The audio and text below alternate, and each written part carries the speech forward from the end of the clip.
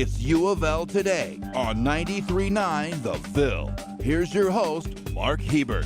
And welcome to UofL Today with Mark Hebert on 93.9 The Ville. Glad you're joining us today. It's getting into the fall. School's about to start at UofL. Football season's about to start, and we've got a lot going on at the University of Louisville. In fact, I want to talk about one thing going on. Everybody knows the solar eclipse is coming up on Monday, August 21st, and the planetarium at UofL is joining with WDRB for an eclipse event in the North Wing lobby at the State Fair over at the fairgrounds. They'll have their portable planetarium available between 9 and 2 that day for virtual live fly-throughs of the universe.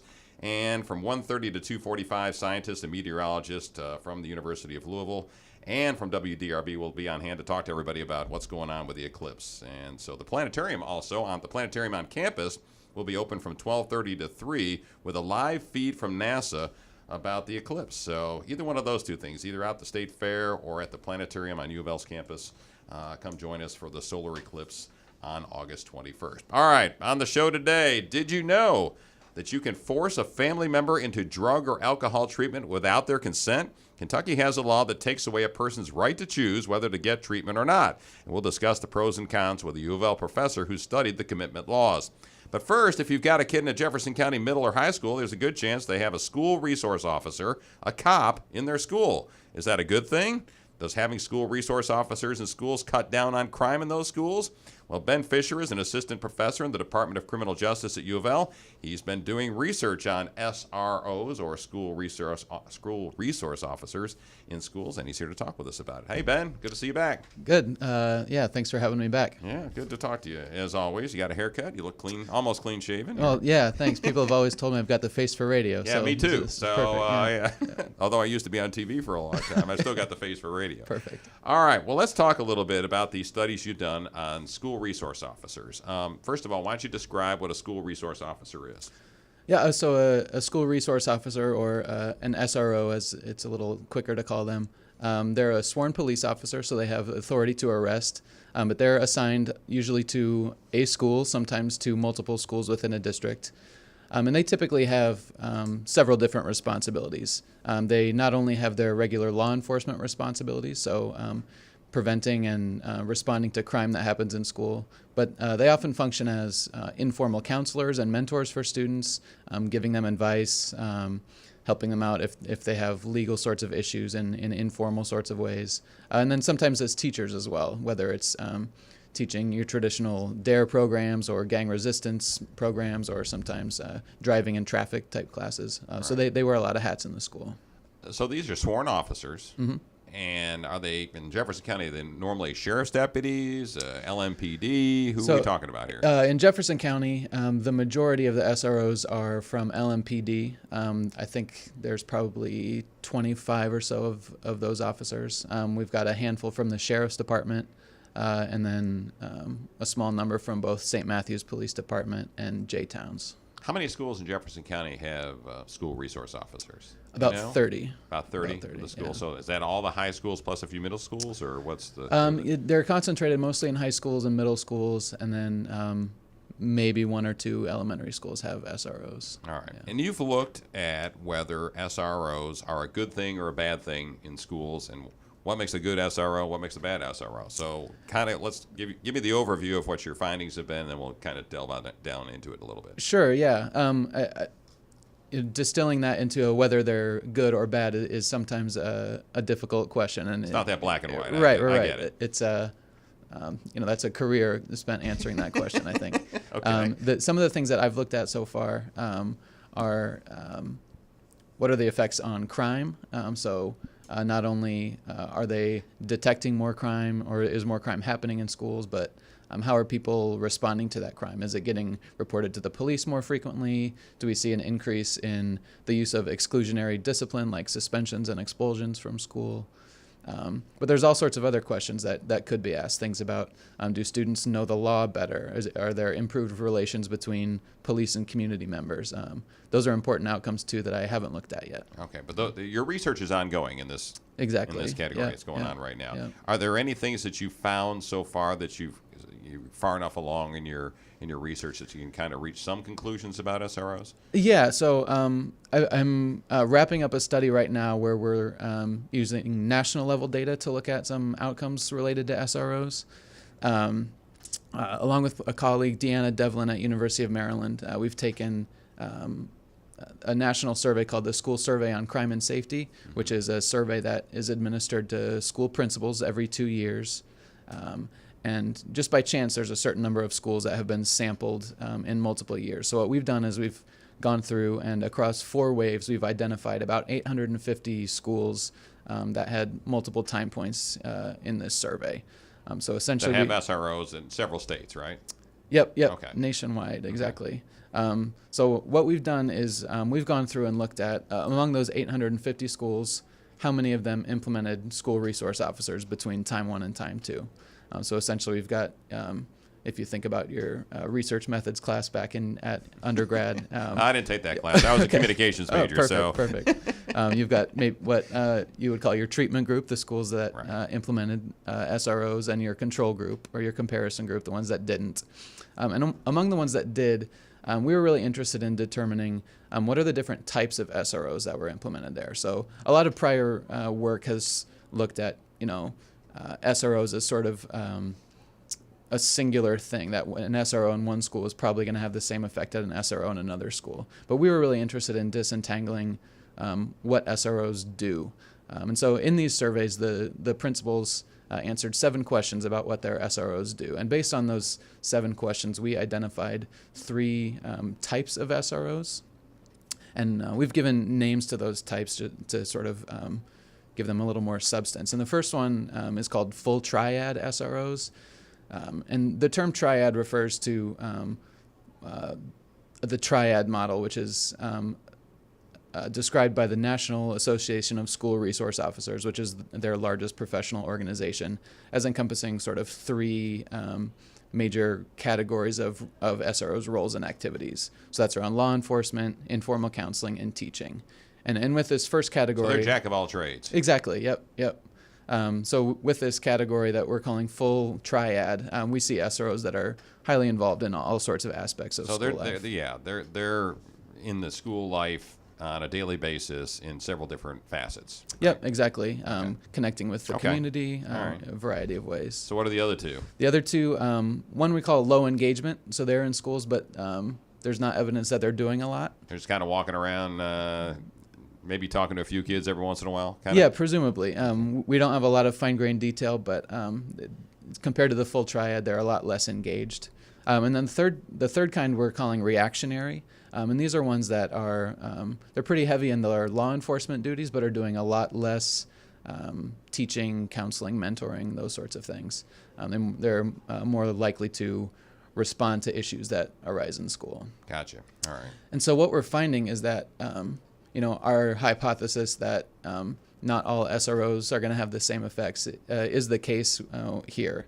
So we're seeing that full triad SROs, the ones that are engaged in multiple aspects of school life, we're seeing beneficial outcomes there. We're seeing a reduction in bullying, fewer crimes recorded by the school. On the other hand, the reactionary SROs, we're seeing higher crime rates across a couple different categories, particularly not what we're calling non-serious violent crime. So things where weapons aren't involved, but might be... There's a fight in the hallway, that kind of thing. Exactly. So we're seeing more of those sorts of crimes recorded in schools. We're seeing higher levels of bullying, more classroom disorder, things that are suggestive, at least, that this sort of SRO may be problematic for schools. And then, interestingly, the third category that we're calling low engagement, we're seeing no differences between them and schools that didn't implement SROs at all. So they're kind of worthless to have around. Basically, well, isn't it? Along the outcomes that we're looking at, we're not seeing any real effects. Those other outcomes that I mentioned before about improved police-community relationships, that may be an important and meaningful outcome that's worth looking at. But in terms of their effects on crime or misbehavior in schools. From our data, we haven't seen. So I guess the bottom line message from what you're finding is if you're going to have a school resource officer in your school, they better damn well be engaged. They better be teaching. They better be talking to a lot of kids. They're providing counseling, those kinds of things, because otherwise they're probably not going to do you a whole lot of good. Is that a fair assessment? That's one of the conclusions we're drawing, yeah. And our hypothesis about why that seems to be important is that when students have that close and trusting relationship with a school resource officer or other adults in the school for that matter, they're a lot more likely to want to please those adults and keep them happy and maintain that positive, trusting relationship.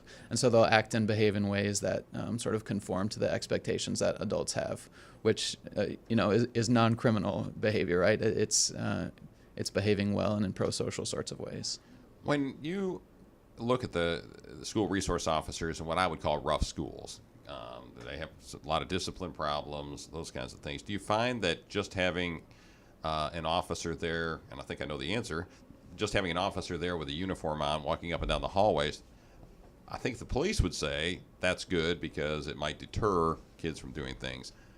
Do you find that has any beneficial effect, or, as you said, are those officers just walking around school and not having any impact at all in that school? That's a good and important question. I don't know that the data are out there to answer that definitively. From conversations with SROs, teachers, parents, and students, it seems like somewhat of a mixed bag. There's a lot of times where you'll hear teachers or principals say, a kid is acting out and unruly and they can't control them, and then an SRO steps foot into the room and the student is able to calm down and is able to sort of go outside. And so, we see, maybe there's some evidence that SROs are having a positive effect on student behavior. On the other hand, we hear a lot of stories, and I'm sure you and the listeners have seen things in the news about SROs dragging kids out of desks and tasing students in schools, and these are problematic outcomes for a variety of reasons. Yeah, obviously. And you may not know the answer to this. Does Jefferson County, either the school system or the Sheriff's Department and LMPD, train school resource officers before they go in the schools and what they should be doing, how they should be acting, how they should engage with kids? Yeah, there's some training around, to my knowledge, mostly around juvenile law, and then some shadowing of officers in different schools. To my knowledge, there's not sort of a best practice for training SROs at this point. Should there be? I think absolutely, yeah. There are some trainings offered by the National Association of School Resource Officers. There is at the, I'm going to get the name wrong, but the Kentucky Criminal Justice Training Institute on the other side of the state, they've got some training. At Eastern Kentucky University? Yeah. I'm not familiar with the content of the trainings, and they may be doing great things, but if these trainings aren't affordable or accessible to SROs, then we need to find things that are. All right, to wrap this up, what are some of the things that you're continuing to look at as part of your research on school resource officers and their effect on schools and kids? Yeah, the study I've talked about today looks at behavior. We're very interested in also studying the impacts on what we're calling school climate, which is sort of a more perceptual experience of the school, a student's sense of belonging or the feeling of place in the school. So we're trying to see if the presence of SROs makes a difference there as well. Okay, and this will wrap up. You got a grant. I think you got a couple of grants, don't you, that you're working with? Yeah. The National Institute of Justice has been putting a lot of money into school safety research. We're lucky enough to be working with some of those funds. All right. Yeah. Ben Fisher from the Department of Criminal Justice at the University of Louisville. Always nice to have you on. Appreciate it. Thank you very much. Look forward to an update on your study. We'll have you back on the show. Okay. Sounds great. It's called Casey's Law in Kentucky, and it allows family members to use the courts and force a loved one into drug or alcohol treatment. Matt Walton is a graduate assistant in the Kent School of Social Work, and he's been studying the impact of this law and on the rights of people who are forced into treatment against their will. So welcome, Matt. Thank you for having me. Interesting subject here. Yes, it is, and very timely. It shows up in the newspaper very regularly. Yes, it has lately. Well, let's first start off with, what is Casey's Law? Describe what that is. So Casey's Law is a law that passed about 10 years ago in the state of Kentucky. And I've actually got to talk to the mother of Casey. The young man was named Matthew Casey Wethington, and he was a young man who died of a heroin overdose. And his mom's name is Charlotte Wethington, and she petitioned her representatives in the Congress in the state and said, we need to do something about having a legal mechanism to force people to go to treatment, because part of addiction is you don't want to realize that you have the problem. It becomes very, the whole denial phenomenon that people know well.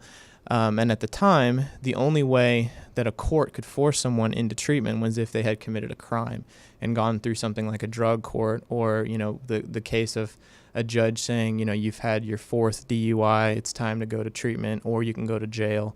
And her son had not committed a crime. And so she felt this is ludicrous that we have to watch our loved ones decline like this until they have to become a criminal in order to get them into treatment that they need. So what it does is it uses the civil courts rather than the criminal courts to allow someone to petition, much the same way they would in what's called a mental inquest warrant, where someone who is psychotic or has severe suicidal ideation would be forced to go to a hospital. This uses a similar kind of mechanism, although not the same law, to mandate someone go to addiction treatment. And this was 10 years ago that it got passed by the Kentucky legislature. I believe it, yeah.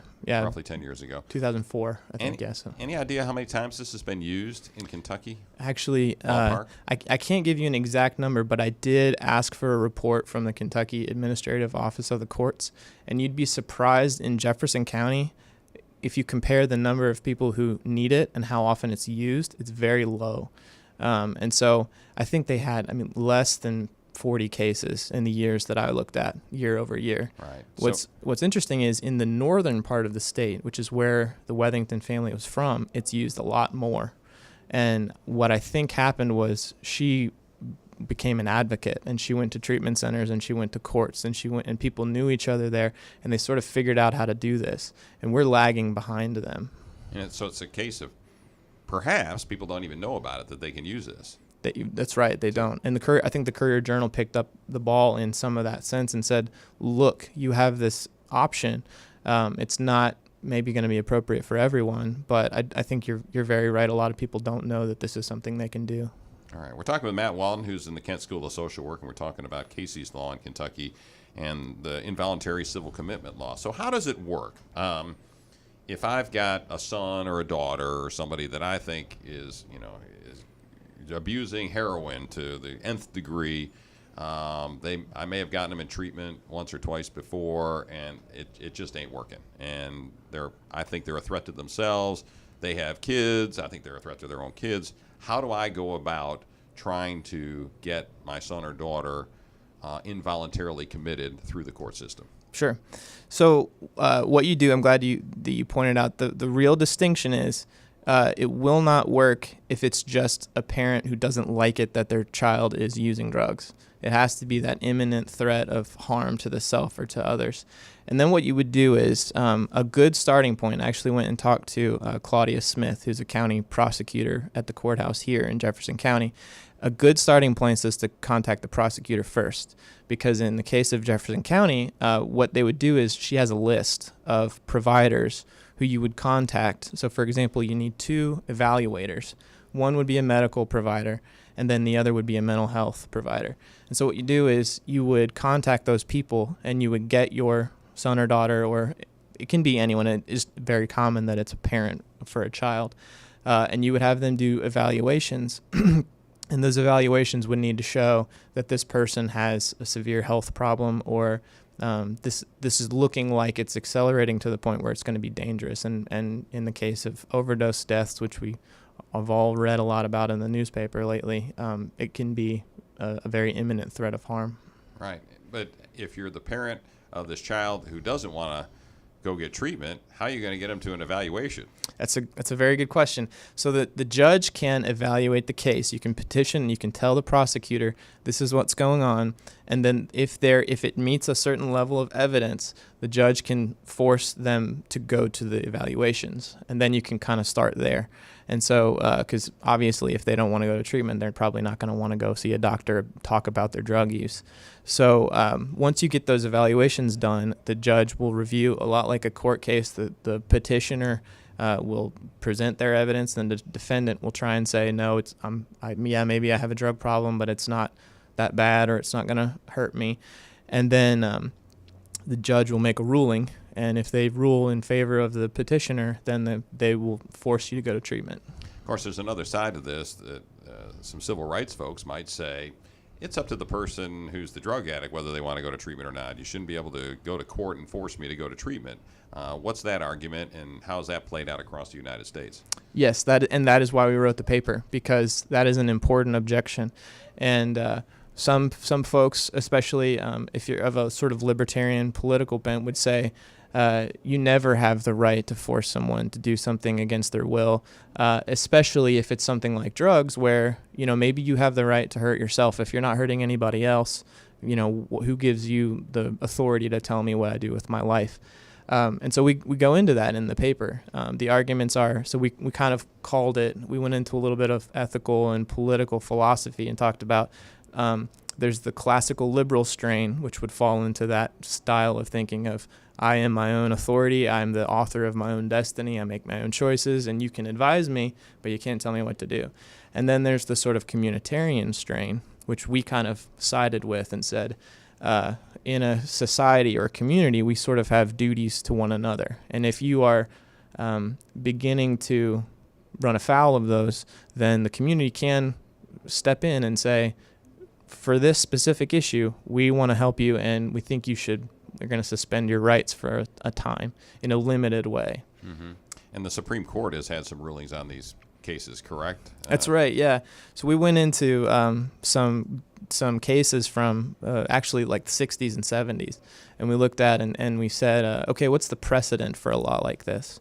And I think I should preface, I'm not a legal scholar, but we did talk to a retired judge and to some people with experience in this. And so there were three things that came away. They said, you can't criminalize an illness, so you can't necessarily say you're a criminal because you have a problem. And I think in the ruling, the Supreme Court justice actually said criminalizing addiction would be like criminalizing the flu or a cold. So because there was a law in California that actually it made it illegal to be a narcotics addict. Okay. So that's where why you have to go through civil courts. That's right, yeah. Okay. So then you can't criminalize an illness. You have to establish this rule of dangerousness. You can't just say... You have to have the evaluations. That's right, yeah. Mm-hmm. Because otherwise, you could see this slippery slope argument of saying, well, I just don't like you, and I'm going to find this way to force you to go be locked away for a while. So it has to be this imminent threat of danger. And then it has to be limited. It can't be forever. So there were cases, we tell these brief vignette stories in the paper that we published on this, where people used to be locked in insane asylums for long periods of time without any recourse for saying, wait a second, I'm better now. I don't need to still be here. But you issued a ruling that forced me to stay here indefinitely. So it could be 30 days or whatever. There has to be a time frame for when they get out of treatment. That's right. Okay. And actually, with Casey's law specifically, what we found, part of the paper we looked at the whole country, and we looked at states that have these laws, and not all states do. And partially because of what you're talking about, that they don't believe that the state has that authority to tell you. If you want to drink alcohol, that's your prerogative. Mm-hmm. But one of the things that's unique about Kentucky is a judge can actually issue a ruling for up to a year or 360 days. And that is a lot longer than a lot of laws. Time. Yeah, and so we were a little suspicious of that part. Okay. One more thing I want to talk about with Kentucky's law, then I want to talk about social workers. And by the way, we're talking with Matt Walton, who's with the Kent School of Social Work at the University of Louisville. Who from my family could commit me? Does it have to be a direct family member that has to petition the court to put me in, or could it be a second cousin that says, Mark is, gone off the deep end and he's got a real bad drug problem and he's out of control, and I want him committed. It doesn't even have to be a family member. Oh, it doesn't? So it can be my next-door neighbor? It can be any concerned party. It's most likely a family member. There's actually cases where a hospital has used this against a patient who was using the emergency room very often. Well, that almost makes sense. A medical professional, I suppose, but that's a wide breadth there. Yes, it is. And the courts have upheld that. Well, actually, in the specific case I'm talking about, the judge tossed the case out. So it's not a very rigid restriction on who can petition. The one thing that's actually the constraint on it is whoever the petitioner is has to pay for the treatment. So that, I think, by virtue of that, it's usually the people who love that person a lot who are saying, I'm going to start fork over some money to make this happen. They're willing to foot the bill. I got you. All right, social workers, what role do they play in this? Since you're at the Kent School of Social Work, I guess you studied this stuff. So That's right. And that's actually, so this was in a social work journal. So we tried to make this specific to what should social workers think about when they engage in these cases. So practically what it means, the social worker would be one of those two evaluators in a lot of cases. In fact, on that list that Claudia Sanders has, there are a lot of clinical social workers who are people she recommends that be the evaluator. So if this is your son or daughter, you would take them to that social worker's office and they would conduct the evaluation. So this is the part where we got really specific about. We think that these laws pass muster for that they are ethical in their spirit, but they can be better, and there are ways we can be better participants in them. So we want social workers to have really clear definitions of what imminent threat of harm means. There's not a real great standard for that. There's not on the level of a validated, empirically proven kind of tested scale that says if you answer these 10 questions in this way, there's a 75% chance that you are likely to overdose or have some kind of catastrophic outcome. Right. We don't have that. So you need a playbook, basically, for social workers to say, this person really we need to force them into treatment. This person, they're probably okay for now. They're not a danger to society. That's right, especially if it's going to be presented as evidence in a court case. Right. Okay, and they don't have that now. We don't have that in Kentucky right now? Well, there are some scales. If you were going to be a really conscientious social worker, you could use some scales, but it's not mandated by the law, and I suspect in most cases, if it's like the mental inquest warrants, it's kind of on the judgment of the social worker. Okay. Well, let's wrap this up by asking you, is this law working in Kentucky, in your view? So that I'm glad you asked that. We don't have great data on it. That's another thing that we wanted to recommend in this, is that we do some studies where we actually collect data and say, do we have good outcomes or not? Because another question that's present in this issue is this whole, do you need to hit rock bottom and go voluntarily for an addiction treatment, or can you be forced and go? And the data seems to suggest that people who are forced have successful outcomes more often than you'd think. Really? And they're more comparable than you'd think. More comparable to a person who voluntarily goes to treatment. That's right, yeah. Okay. So that would sort of disprove this idea that only the people who go on their own volition would get better. And in my experience in my practice life and my practicum settings when I was a student would bear this out. There were people who were court-ordered to, for example, the healing place when I was there, who got better alongside the people who said, you know what, it's time to go. And another good point that I've heard in the kind of addiction treatment realm is they ask this question, is anybody really truly voluntarily showing up? Somebody's being coerced. Their wife's saying, if you don't go, them. that's right. Or the kids are saying, Dad, you missed my birthday party. I'm really, wish you'd change your ways.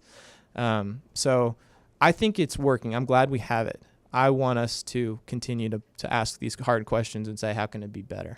Well, Matt Walton, sounds like you've got some more research to do. That's correct. All right. Thanks for being on the show. Appreciate it. Thank you for having me. Thanks for listening to UofL Today with Mark Hebert. Go Cards.